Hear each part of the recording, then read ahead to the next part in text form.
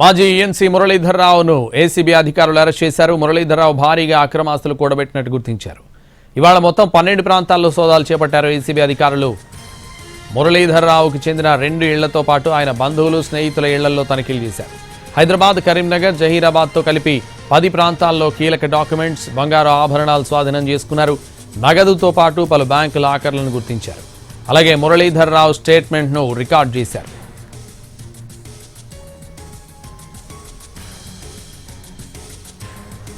మాజీ ENC మురళీధర్రావును ACB అధికారులు arrest చేశారు. మురళీధర్రావు భారీగా అక్రమాస్తులు కూడబెట్టినట్లు గుర్తించారు. ఇవాళ మొత్తం 12 ప్రాంతాల్లో సోదాలు చేపట్టారు ఏసీబీ అధికారులు. మురళీధర్రావుకి చెందిన 2 ఇళ్లతో పాటు ఆయన బంధువులు, స్నేహితుల ఇళ్లలో తనిఖీలు చేశారు.